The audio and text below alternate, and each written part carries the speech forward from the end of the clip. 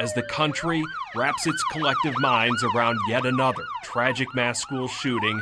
The conversation on what to do with the best way to connect to our kids during an emergency comes back around too. I've watched this come full circle. In the decades of experience, I've gone from where there were no cell phones to full cell phone bans to loosening up where phones are instructional tools allowed during certain times, and now we're back to banning them all. Ken Trump, a national expert when it comes to school safety, has watched as the debate on cell phone use in schools has raged on for years. On one hand, cell phones are disruptive to the educational environment, add a lot of social, emotional stressors on kids, and can cause problems in an actual security threat by taking kids' attention away from the directions of adults. But in all that time, Ken has struggled to find a one-stop shop, fix-it-all solution that works for everyone. Cell phones are also an integral part of the day-to-day life of kids and family, the kids' work, their after-school activities. Currently in Ohio, there is no all-out ban on cell phone use in schools, but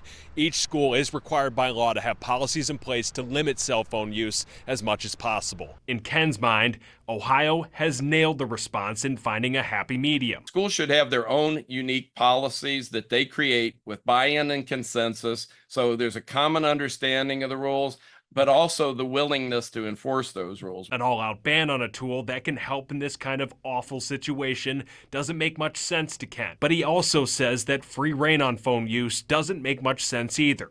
His idea, less all or nothing talk, more solution talk. When you're in the middle of an active threat, it's an emotional situation. There's ambiguity, uncertainty, and anxiety. The rules tend to go out the window. The plans tend to fall to the wayside. It's the conversations and planning and efforts that you did before the crisis that really makes the difference of how you will respond during a crisis.